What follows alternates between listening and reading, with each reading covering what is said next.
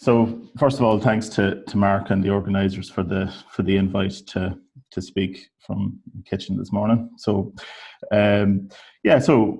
what we want to look at really for the next few minutes is just the question around feed management and its role in greenhouse gas abatement from ruminant systems. So what I want to run through for this morning is, I suppose, it's just a bit of background and context. Now, a lot of this has been covered already in the earlier webinar, so I don't want to go too much into that. But the livestock industry, the numbers and trends, and what that will mean in terms of the challenge from a methane emissions point of view.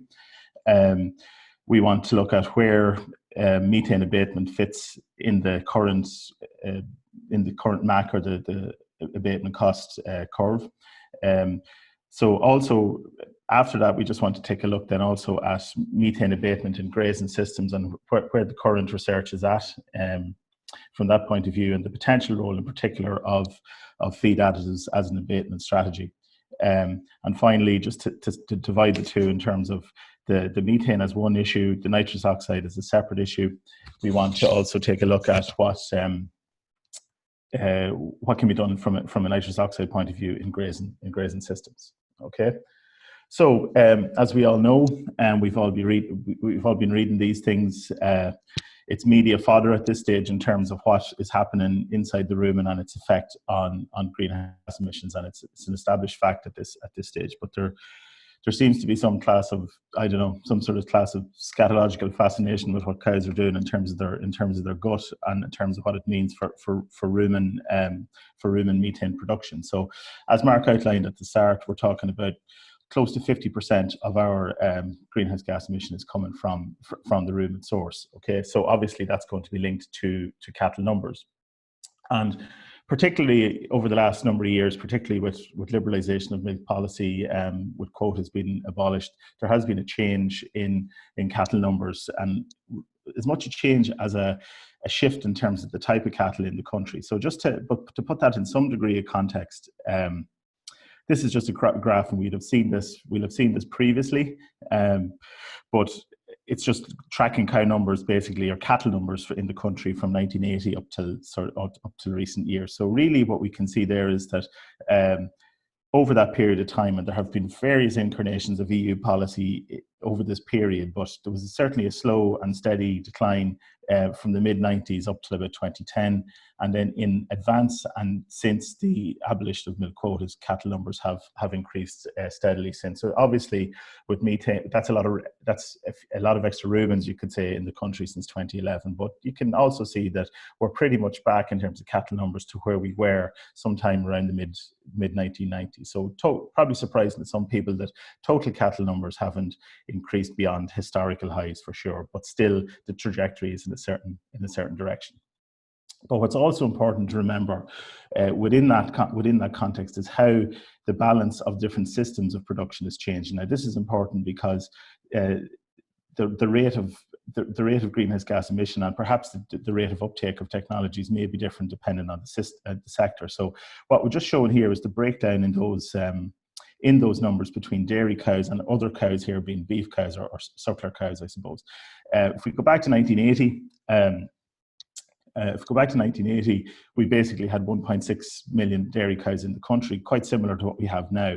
But at that time, we basically had about 75,000 dairy farmers milking on average 18 cows each.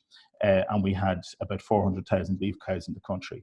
And as you can see, as milk quotas that were introduced, as policy changed, as there was direct payment for coupled payment for sucklers, the suckler cow numbers increased and have remained steady and maybe slightly declining since. So where are we at now? We're now in a situation where we've about 16,000 to 17,000 dairy farmers in the country milking close to 90 cows on average, with beef cow numbers per farm at about 14. So the reason that I suppose that's important is that from an extension point of view, and there was a lot of talk in some of the other webinars about the need for extension and knowledge transfer to be the key issue here, that we need to drive adoption at farm level. We have seen over the last number of years, I suppose, a professionalization, if that's a word, of the dairy sector, in that we now have a smaller number of larger scale dairy farms, still a family farm structure very much so, still kind of an owner-operator structure, small in relative to some other areas globally, but we have a sort of a full-time dairy system, and we have what could be characterized as somewhat a lot of part-time farmers on the beef side, but with some strongly focused commercial beef farmers also. So it's a slightly different, it's a different environment into which we're pushing our messages now in terms of getting adoption of technology. So that's where we are at the moment, I suppose. And if you look what that has meant for greenhouse gas emissions over that time, you can see basically that emissions are tracking stock numbers, dropping through the mid 2000s and creeping up since maybe 2013, 2014. And as you can see on the chart there, enteric fermentation being a significant part of the overall budget, close to 50%, as was mentioned. Okay.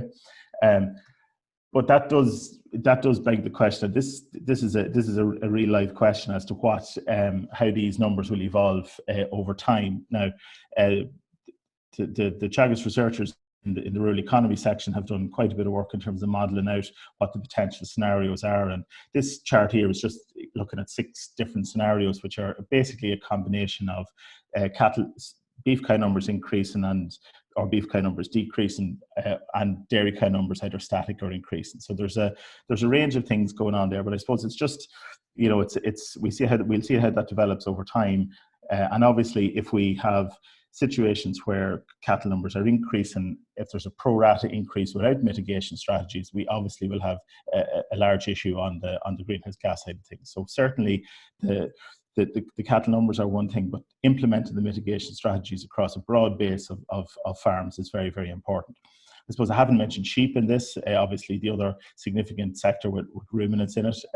I suppose it's sheep numbers been declining over recent years. We just decided to exclude them from the forward projections, but certainly it's not to ignore the sheep sector either. So look, that's where we're going. I suppose one thing to just to be clear on, we have to be clear on this, that since the rate of change since 2015, since quotas were abolished, has been, it has been of a large magnitude.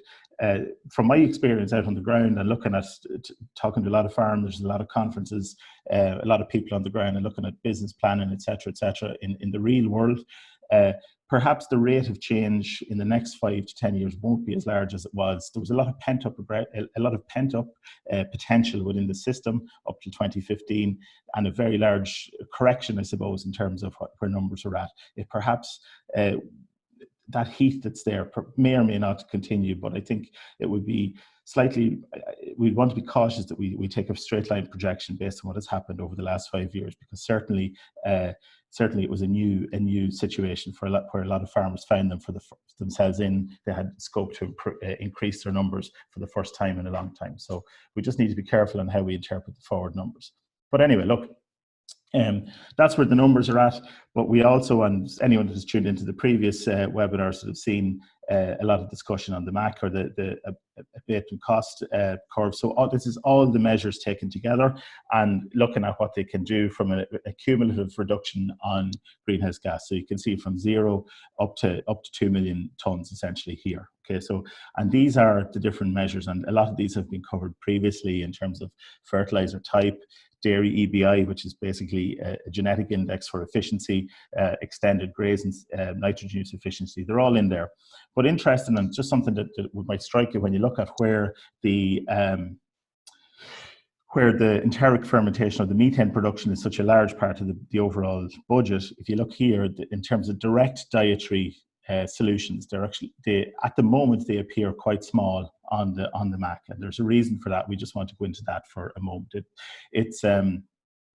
All of these other issues have been verified, have been looked at what they can do in terms of delivery. But I suppose from a dietary point of view and a direct dietary intervention, we have work to do in terms of making that a larger contributor to the MAC overall. So we just want to take a couple of minutes to look at what's actually happening out there on that.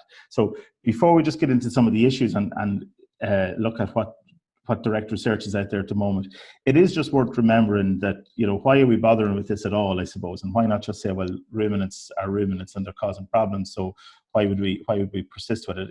It is important to remember the fundamental reason for ruminant systems and why they're so intrinsically linked to I suppose, human development, societal development over millennia.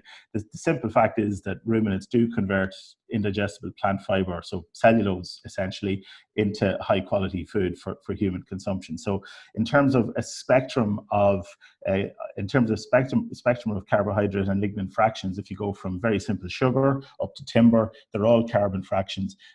Obviously very digestible as sugar to totally indigestible as timber, but you come back somewhere in the middle. The human digestive system runs out of road, whereas the ruminant system can also incorporate cellulose, hemicellulose, and digest those. So essentially, what the rumen does is it converts indigestible cell wall material into high quality product, and has been very useful for human development over the millennia. So the trick is, can we, and that's where the research is looking at now, can we change or modify what happens in the rumen in order to allow this to continue, while also mitigating the byproduct of that, which is the methane essentially. So if we just look here for 2 seconds, and just to see what the actual issue is. The issue is basically, this is just a very simple diagram of a rumen. So effectively, as the animal eats carbohydrate and protein, it's the bugs or the rumen microbes that break down that cellulose and hemicellulose. Okay, they break that into usable product for the animal. So it's really the rumen bacteria that create the useful products from this otherwise indigestible material. But a byproduct of that, process is methane production. So effectively, the animal needs to get rid of hydrogen. So what does methane do? It gives them an efficient means of excreting or getting rid of that additional hydrogen from the rumen. So while we have all this good stuff down here of quality product that the animal can utilize, there is also this byproduct, and that's the issue that we need to really be focusing on. So look, management factors, and there's been a huge amount of work done on this over the years. Management factors will affect the balance of end product between, you know, the methane versus the useful product. So for example, very high fiber, too high in fiber forages, very stemmy forages would probably increase your methane production. You know, more carbohydrate, more rapidly fermentable carbohydrate would probably reduce it. Certain oils will reduce it also. Animal type and production level will change it. So an animal that's perhaps highly productive animal with a high level of intake will produce more methane, but at the same time will produce more product as well. So there's a balance between footprint and also total amount of methane produced. So I suppose those issues are all being looked at and have been looked at over the years, and essentially the more productive days an animal has, and the better the quality of the diet overall in terms of digestibility and particularly on digestibility, the lower the relative production of methane is. However, what I suppose where a lot of the research has gone to now is to try and look at, can we use specific feed additives which would be added in a sort of grams per day level? Is there things there that could actually affect the supply of this methane, or affect the end product of methane? So effectively direct some of that energy that's now used to produce a byproduct, to direct some of that energy in a different direction for more productive use. So, you know, you've probably all seen these photographs at some stage of animals with packs on their back. So this is just basically a measurement system, the SF6 system, measuring what the methane output is from belching cows essentially. So there's a lot of work done over the years where perhaps animals would graze different diets or graze different types of swards, etc., and measure what the methane. It's just a methane measurement system. There's also in place at the moment in Moore Park the green feed system through the Vista Milk project, where again it's a feed station set up in the paddock, and it's dispensing some of these additives in pelleted form, and then measuring as the animals eat those. It measures it also measures what is what the methane output is. So it's essentially a tower to capture the emissions. Okay, so where's that at the moment? There's a range of these products being looked at the moment, and as I say, there's been plenty of research done in the past on them. The overall message, I suppose, is given how intrinsic the methane production is from a rumen point of view, so far it has proven quite difficult actually to shift methane production in the long term. There has been no silver bullet to date. It's often seen that perhaps animal production might be, or animal performance might be reduced depending on what it does to intake some of these products. The benefits might be short-lived, so the rumen has a capacity to correct itself in terms of its rumen population or its microbial population. The methane reduction levels can be variable depending on the type of animal, the type of diet. It certainly does depend on the diet. And to date, there has been relatively little work done with pasture-based systems. So I suppose that's where the research effort from a Teagasc point of view is now looking at. We're looking at certain products that are showing promise. For example, the Mutual products, 3-NOP would be another product that's perhaps useful. So the issue here is really, and that's where we're at the moment, is testing a range of products, seeing can we verify a reduction in a grazing situation, and that is important. It's not valid to just take some in vitro stuff or take stuff done on different diets and take a straightforward translation of benefit into a grass system. They have to be tested and verified in a grass system. So these additives are being tested at the moment to see what can be done. So if something shows promise and it can get credit within the inventory, it can be therefore then at that point then it can make a greater contribution to the MAC overall. So just to give an indication maybe of what the scale of difference could be, for example, some of those products have shown in and around the 15 to 25% reduction in methane. Maybe let's take 20%. So a 20% reduction in methane, if that were used across 30% of the national herd, it could reduce your methane emissions by about 1 million tonnes. So there's a big win there if it can be done. But there are, as I say, there are issues in terms of delivery of the product, verification of the product, and seeing what, are they valid long term in a grazing situation. So just as an example, and this is taken work on the 3-NOP product, which is essentially a synthetically developed product, which is what it does is, in essence, what it does is it knocks out the final step of methane production. So it ties up the final enzyme involved in methane production, which reduces methane production in the rumen overall. And you can see there, based on a control diet in red versus 3 levels of feeding of the 3-NOP product, a significant reduction in methane production over a 12 to 14 week period, which is significant. It's longer perhaps than what some of the other things like condensed tannins, etc., would have delivered in the past. So the essential point here, without getting into too much detail, is that there are products being tested at the moment. There are some products showing potential benefit.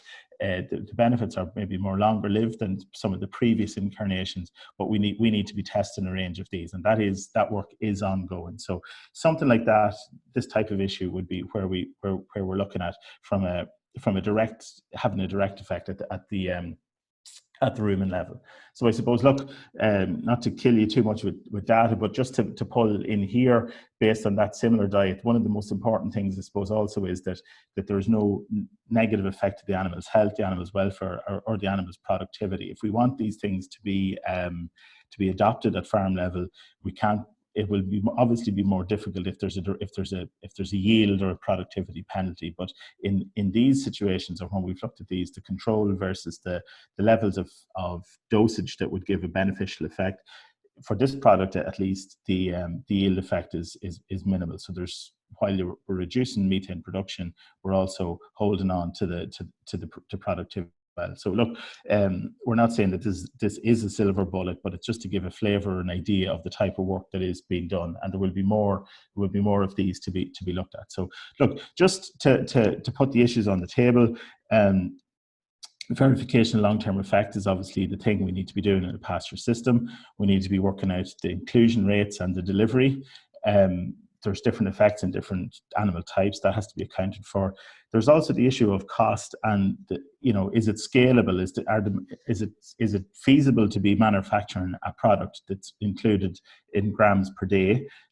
Is it feasible to produce that at a sufficient scale that can dilute the methane emissions across millions of cattle? That's a real question. So it's okay doing it at trial scale, but it has to be scalable for really to have an impact on the industry. We also have to be careful on the production and the animal health effects, obviously on the residues and the toxicity of these issues as well. So there's a lot of work to be done, there. But as I do say, that given the changes in technology, and particularly in the ability to characterize rumen populations now, the high throughput genetic capabilities now.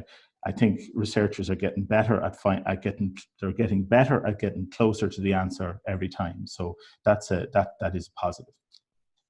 Just finally, Mark, just not to kill us too much on time, but just to separate the methane from the nitrous oxide, which is obviously the other significant greenhouse gas. Just to give a flavour of some of the issues that are occurring there, some of the work being done. John Finn's group in Johnstown Castle in County Wexford has worked a lot over the years on multi-species swords, so diverse swords including clovers, plantain, chicory, along with your ryegrass and maybe some timothy as well. So a diverse pasture rather than a simple monoculture ryegrass. So the idea around this would be certainly from a drought resistance point of view, from a reduction in fertilizer nitrogen. So synthetic fertilizer nitrogen can be reduced due to the nitrogen fixing capabilities of these swords. But there's also some interesting work being done in Ireland and elsewhere on the potential for these animals or these swords to reduce the nitrous oxide losses from urine patches. So there are secondary compounds, particularly in the plantain, possibly some effects at the root level as well, that show some potential in terms of reducing the nitrous oxide losses in a grazing system. So we have cattle grazing these and cows grazing these at the moment. We're looking at how they perform in terms of will they perform on the ground at field scale for production systems, and can they have beneficial effects in terms of mitigating the need for synthetic nitrogen, and also maybe having a direct effect at the level of reducing nitrous oxide losses. So interesting work being done by John and his group there. And also another piece of work done in Johnstown also on nitrous oxide, and it's the rate of excretion of nitrous oxide on pasture. So this is some Dominica Krall's work looking at how nitrous oxide emission can change between the different fractions across the season and due to different soil types. So effectively what Dominica and her group have done there is looked at where the emissions, what is the standard assumption on the emission factor within our inventory. Our standard is 2, that would be our emission factor, but Dominica has been looking and showing over a couple of seasons that maybe certainly in spring and summer, the emissions of nitrous oxide in grazing systems from urine patches might be less than the 2 for a significant portion of the season. Obviously, you can see there that urinary N in wet soils in the autumn might be an issue, but across the season, there's promise there to say that there may be potential to look at to narrow down the definitions in terms of what nitrous oxide is truly being emitted from those types of situations. Quickly on nitrogen, I know we've talked a lot there about nitrous oxide and also on methane as well, but just to make the point in terms of when we talk about grass-based systems, whether it's from an ammonia point of view, nitrous oxide point of view, or it's from a methane point of view, it is important to remember that in a pasture system that we really want to keep that as the central part of our livestock production systems. Chemical composition of pasture does change a lot over the growth pattern and over through the season as well. So it can be from a very high protein feed, high nitrogen feed, low fiber feed to a very high fiber, low protein feed, depending on the stage at which it's grazed. So that can have a major effect in terms of what's excreted from the animal based on what it's eaten. So grass is not just simply grass; it stays green, but it changes a lot in terms of its composition. So there has been a huge KT effort, a huge knowledge transfer effort over the last 10, 20 years at this stage to try to move farmers to a position where they will utilize their pasture, that they will capture as much of the energy and protein as possible, which involves correct fertilizer, grazing at the right stage, and grazing at the appropriate stocking rate. So there's a lot of moving parts. Grazing systems are not all created equal. So it's a matter of trying to hit the balance that gives us the maximum efficiencies. Okay, I mightn't go into too much detail in this, but it's just to give a point that, when we're talking about managing protein content in grass, for example, so if we graze grass too early and apply too much fertilizer, we'll have a very high soluble nitrogen fraction, which will be excreted essentially, which is waste to the system to the animal. If it's grazed too late, our fibre increases too much, which probably leads to higher methane emission potential. So grazing management is a key thing. It drives the profitability of the system, and it also can have an effect on the emissions. And in general speaking, in a grass-based system, which is a positive from a national point of view, generally speaking, it's a good feed to put protein into the system and put energy into the system. We don't really need, in most grazing situations, we don't need to be feeding certainly expensive, and definitely expensive imported protein sources are probably not needed. Perhaps a little energy supplementation for just certain times of the year. Our winter forages tend to be too low in quality, too low in protein, too low in energy.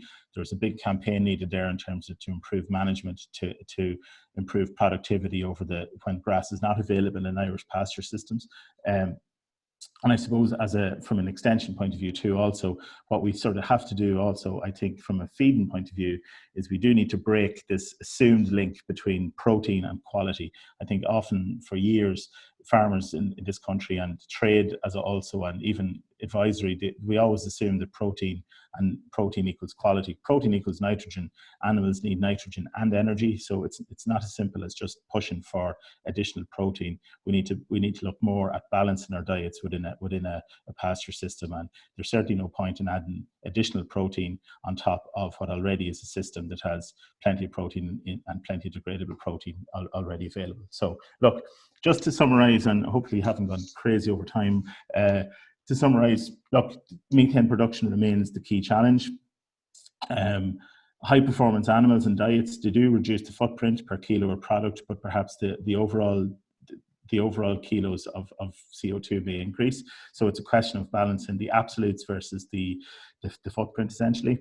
I suppose the rumen-based mitigation to address the absolute emission levels is needed, and there's a lot of work ongoing on that. So far, no silver bullet.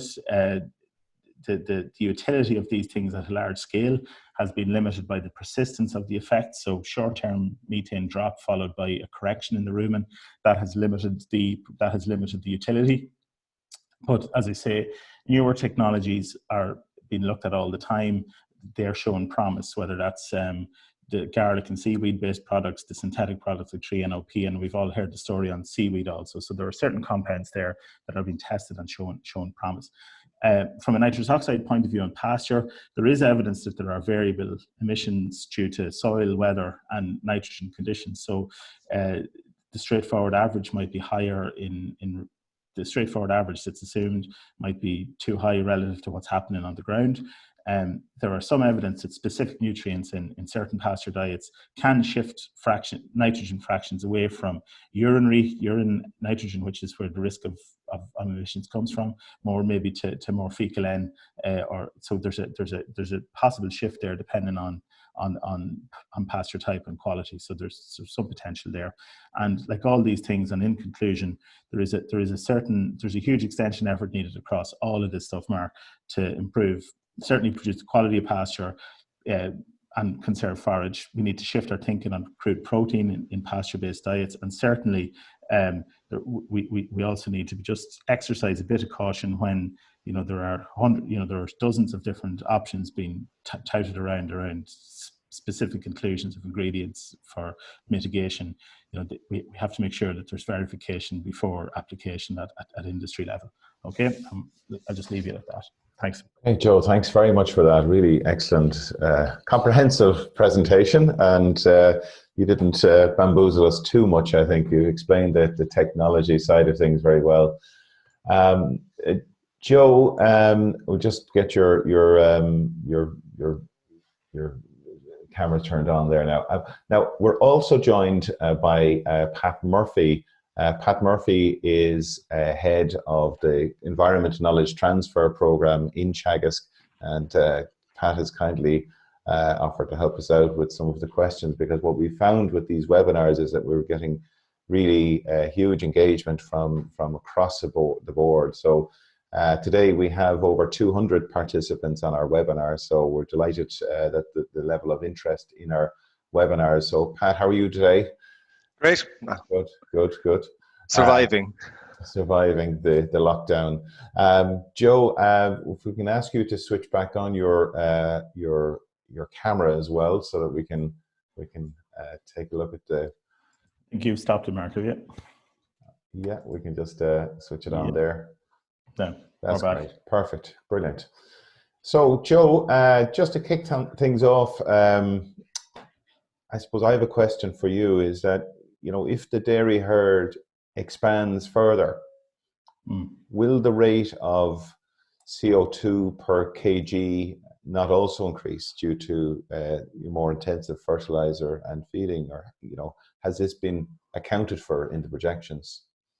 So not just based on the absolutes, Mark, so will the rate per cow increase also, rather than just the number of cows? Is that the question? Yes. Okay. So will the rate of CO2 per kilogram of product or per kilogram of milk not also increase? Yeah, it is possible. I suppose it depends on, if you want to look at this, and there's some, Donald O'Brien had a good work done on that over the last number of years, looking at a full life cycle analysis of greenhouse gases from dairy systems, looking at intensive concentrate-based systems where there's a lot of cropping going on, maybe a lot of fossil fuels burned to move feed, because to move feed in and out of the system, and maybe more intensive fertilizer on a given area of land. Certainly, there is a risk there that the rate of emissions per head could increase. So that's really why.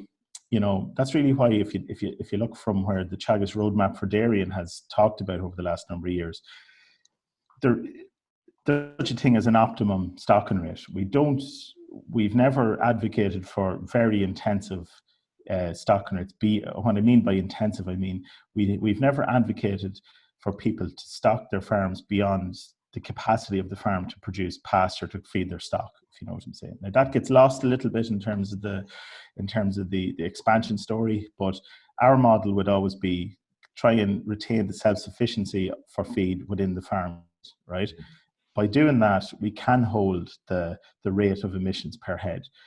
We would guard a lot against pushing towards systems that are reliant on imported feed, reliant on fossil fuel, reliant on farming off concrete, essentially. That has its own issues with ammonia as well as with greenhouse gas emissions. So I suppose that really depends on what way the industry wants to develop itself. Like, each individual dairy farmer has their own decisions to make, and it's not our job to tell them what they can and can't do within their own yard. But our advice has always been keep the self-sufficiency part big there. The profitability of the marginal milk and the profitability of pushing the very intensive systems is questionable anyway. So it may not be in the farmer's best interest in the first place to go to those very intensive systems. So there's a lot of reasons other than the environmental, a lot of economic reasons why you wouldn't go down that route. So I would say, yes, there's a risk that the greenhouse gas emissions per head would increase, but we would not be advocating that type of system in the first place. Okay, Pat, have you some questions? Yeah, I suppose a number of questions relating to the amount of research that's going on in relation to, and the type of research in relation to the products that are showing some potential. What's needed in that research to bring it to a possible market place? Yeah.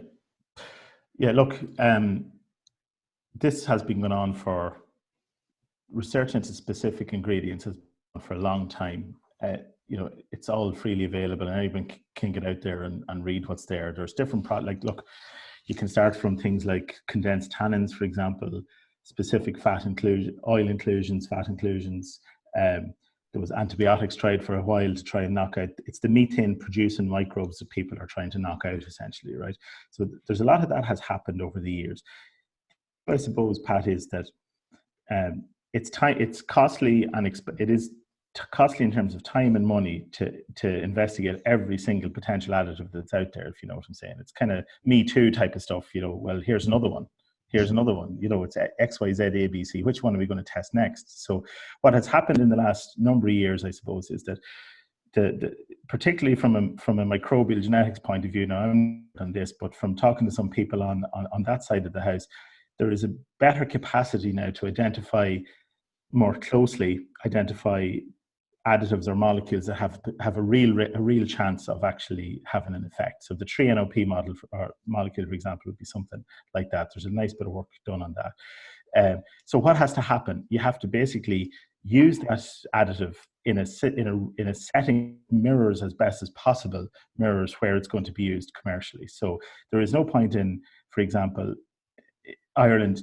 sort of trying to import a piece of research done on a TMR system, on a different type of forage, with a different type of animal, and just make straight line assumptions of what that's going to do here. We have to test it in a pasture system at the level of feeding and the type of diet we're feeding, because there is a difference between how these things can work depending on the base diet that they're being used in. So at the moment, through the Vistamil project in Moorpark, being led up by Lawrence Shaluta in there, there is that green feed system is in place, and they're testing a series of these things. Some of them are showing promise. It's too early to say too much about them, but they're showing promise in the way that other, I suppose, how would I say, they're the ones that have been selected for use based on other systems. They're showing good promise that in the range of that sort of 15-20% reduction. But we don't want to be saying too much about this until it's verified over time. I suppose that's the key point. So look, in a one final thing, maybe Pat, just to explain maybe why pasture diets are different. The first thing is that, you know, in dairy cows in Ireland spend their time outside eating grass. Basically, they get supplemented maybe twice a day when they get for milking at very small levels. So there's only 2 opportunities per day to deliver that feed, whereas in an indoor situation they may be eating that additive all day. So that's one challenge. And the second challenge is that Ireland's diets are forage based. It's not starch in it, so there could be slight differences there. So look, I think it's a wait and see thing, and it's the reason, as we said at the start, it's the reason why it doesn't appear heavily on the MAC at the moment. But if something comes true on those things, certainly it has a real potential to shift. It has real potential to shift in addition to everything else on the MAC. It's not that this is going to replace the other measures; it's going to add to them, I suppose. I suppose a kind of a follow-on to that is what a question. What do you think that the acceptability to both industry and consumer of adding chemicals or other substances will be? I suppose, given what's happened I suppose particularly in relation to protected urea. I suppose I'm just after taking a drink of a chemical. It's a chemical called water. So everything is a chemical at some level, you know. So I suppose take some of the products, for example. For example, the Mutrol product, a lot of that's based on agaric extract and citrus extract. Okay. The 3-NOP product is a synthetic product which has its toxicity. You know, that's one of the things that has to be done. The 3-NOP product has been tested for its the risk of its toxicity risk is being assessed also. So all these things have to be for sure. There have been some issues with other additives in fertilizer, for example, on the urea side of things, not what we're using ourselves, but in a different context, in a different jurisdiction. And those things have to be tested out. So for sure, we're not going to start running around adding chemicals into feed willy-nilly. They're going to be essentially organic products that have a capacity to change something within the rumen, and they have to be verified in terms of what they mean from toxicity. That's why it takes a long time to prove any of these things, because the whole suite from what happens in the rumen to what happens in the end product has to be verified. So, but you know, we have to just be a little bit careful. We're not talking about sort of fancy chemicals here. We're talking about a lot of these things are organic extracts in the first place. Joe, we're in the interest of time now. We're a little bit against the clock, so what we'll try and do is do a rapid fire round if we can at all possible, because we want to try and address as many questions as possible. Okay. So quick question here, Joe. What is the optimum grazing time to manage protein content? The optimum time to manage grazing protein content is when the plant has 3 leaves.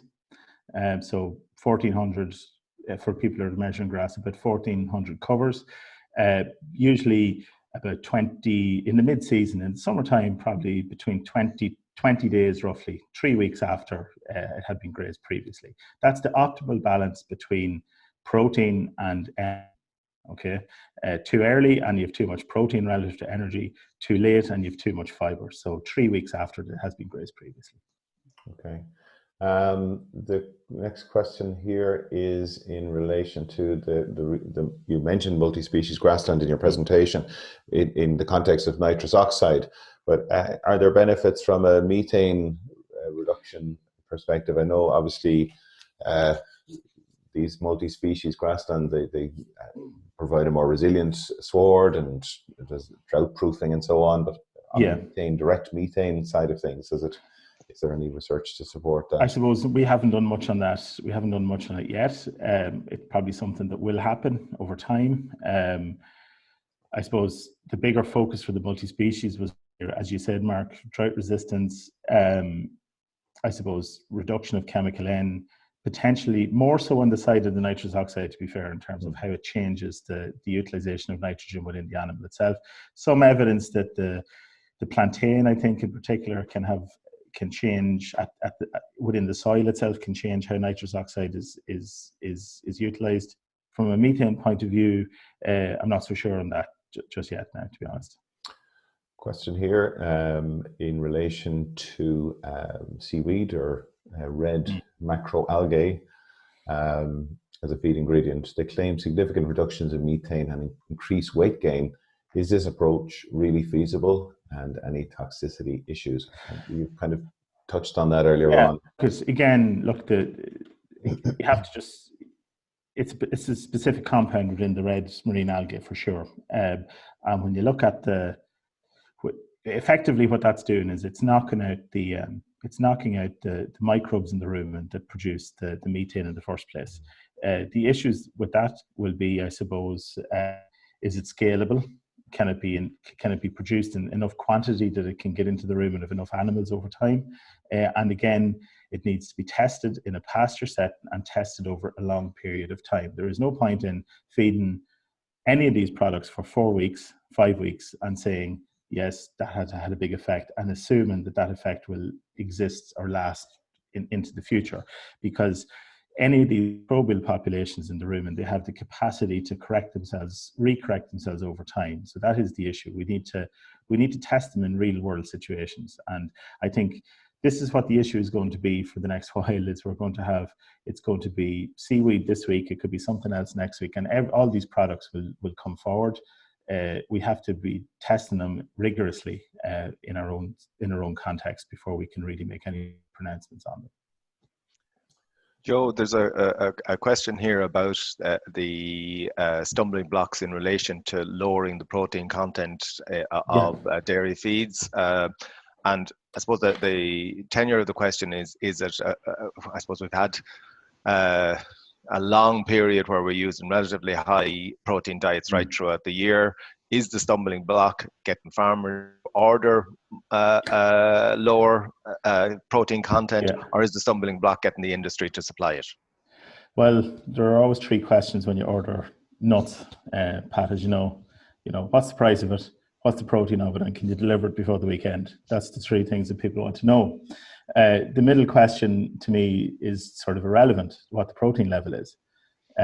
Suppose, look, historically, protein has to appear on the label. It's a legal requirement to appear on the label. So there is an assumption that protein equals quality. You can have very high protein, poor quality rations, and you can have very high protein, high quality rations. So look, I think there is more and more, I think, particularly on dairy farms, more and more dairy farms have copped on to the point that it's energy content and quality ingredients that has a bigger effect than the protein percent. But protein is used as a shorthand for quality. And I think until that stops, we're still going to get people that think 18% is better than 14%. In a grazing situation, for the last number of years, 14% crude protein across the mid-season is more than adequate. We've done quite a bit of work in Johnstown on winter milk systems, which would be requiring a lot of supplementary protein over the winter period.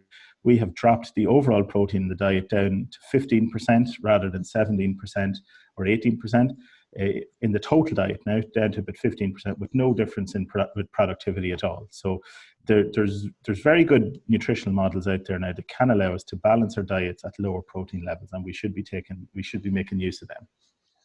Joe, there's a question here in relation to some department-funded work being carried out by Sinead Waters on additives. Can you tell us a little bit about what's going on there? With Sinead, I think with Sinead's work, I need to dig a little bit more into Sinead's work, but I think Sinead's work in particular is looking at really focusing on the metabolome, we're looking at the specific effects at a microbe level, Mark. So characterize the changes in the microbe population. I suppose, look, some of the time, this was always the problem with a lot of this stuff, where it was crude science in a way, that we fed it and we measured the methane and we see what happens at the level of the output of the animal, essentially measuring the output from the animal. Sinead's work is more to look at the steps, the intermediate steps that actually make that happen, I suppose. So looking at what changes in terms of the metabolites produced, how the rumen microbe population changes over time. Is that stable? Is that fixed? So it's the capacity to characterize, I suppose, microbial genetics and look at the populations in more detail. That's where the real novelty, I suppose, comes through his work. So I suppose it will, in time, it will allow us to get more specific answers and get a better, I don't mean this flippantly, but it'll allow us to make a better guess as to which products will work over time, I suppose. So it's much more detailed, and it's working at a sort of a rumen microbe population level, which is a great place to be at. We're getting quite a lot of questions, Joe, about the cost benefit, particularly on the benefit side. How can we actually verify the impact of these additives on ultimately greenhouse gas accounting? And then the cost to the industry and ultimately to the farmer and to, I suppose, the end consumer. Sure. Well, first thing, in terms of the cost to the farmer, what does methane actually do? Methane is a gas that allows, effectively, it allows end product of digestion to escape the rumen in the short. So, if the additive can alter the fermentation in a way that allows the animal to hold on to that energy, there may be potential production effects. So you're switching fermentation that has a larger amount of byproduct, which is basically, it's like the idea of smoking up the chimney, Mark, really. If we can hold on to retain more of that energy within the animal system, it has to go somewhere. So that's going to go to weight gain, or it's going to go into saleable product. So really what we're trying to do is stop smoking up the chimney, effectively. From a cost point of view, again, we're talking about additives here that would be fed in grams per head per day. So it would be an specific additive that has to fit neatly into the current production system. Otherwise, I think the uptake will be small. The cost to the farmer, I suppose, if we're looking at carbon credit and we're looking at what the cost of carbon sealants are, if we can add something small into the diet that can have significant effect and I think what I mean by significant is at the sort of 20% level. That's a huge difference in terms of what our overall carbon output from pasture-based ruminant systems is. So there's a clear win there for the industry overall. The verification step, I suppose, I have been asked me that before, are the people who stand to gain most from this, they're the people who are doing the testing. But look, if we certainly haven't run away with ourselves with any of the products in the past. There's been so many products tested previously, and we haven't been jumping up and down shouting about any of them so far. So the steps will be, as again, test it, peer review, publish it, test it again, and then it's going to have to go through all of the licensing and all of the verification steps that in any industry that any step has to take. So it's certainly not easy to get this thing done. And once that's done and once it's verifiable and we have a certain emission factor established for it, then we can start looking about including it and get credit for it in the inventory. Okay, so it's a rigorous testing procedure. It's not something that we're just going to feed some seaweed for a few, think that's methane sorted. Certainly not the case. Certainly not the case. Pat, have you a few? Yeah, there's a question. How helpful or unhelpful is measuring milk urea nitrogen in grass-based systems as an indicator of protein levels in diet? Milk urea levels. There is pretty much a straight line relationship between milk urea and protein as in nitrogen or crude protein content percent in the diet. Urea, effectively milk, is a means for animals to excrete surplus nitrogen also, rather than just urinary end. So certainly milk urea nitrogen does help measure. the question, I suppose, Pat, is then what affects that, or what can animals retain an acceptable level of milk urea nitrogen in a pasture system? And certainly grazing situations and grazing stock, there is a sort of an adaptation to the diet in terms of urea. I think we've seen a lot of herds where, and over a lot of years, where milk ureas become quite stable on a pasture system and within the acceptable ranges. Look, I think where a lot of issues occur with milk urea is perhaps like 2018, for example, after a drought, where there was perhaps excess nitrogen applied during dry conditions, and then when we get rain, we have a sudden uptake of nitrate into the plant. Certainly, we'll see spikes in milk urea in those situations. So milk urea will pick that up and will demonstrate, probably surplus to requirement fertilizer application. So it does reflect the crude protein in the diet, but in a large number of cases, milk urea levels become quite stable and quite fixed. They can become quite stable and quite acceptable within the normal ranges across a grazing season. So a useful enough tool, but we just want to be careful not to overinterpret the data on it as well. We have a question which kind of indicates we're going beyond our expected scope of where we're being listened to. How effective is the use of in vitro studies for the determination of CH4 and other greenhouse gases, especially here in Nigeria, where we don't have more equipment to measure these gases? A quick comment.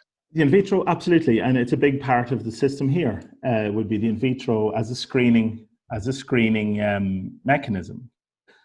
I suppose if we want to look at in vitro, we screen a large number of products through the in vitro system, but then when it comes to verification of those early promising results, we do then move to the animal model. So that would be the answer. So certainly in vitro is a great way to get in terms of narrowing down the potential compounds that you want to look at, and then scale it up then based on the best options based on your in vitro results. So for sure, yeah, absolutely. I suppose, Mark, we have a few questions around other technologies, and maybe just a comment rather than a question for Joe, that as the series goes on, we'll be looking at an awful lot of the technologies have capability to reduce mitigation. So things like sequestration, land management, forestry, all of those are coming up in the series. So any of you who have asked questions about that, we will be addressing them on an ongoing basis. But I suppose we'll keep the questions here to the specific topic.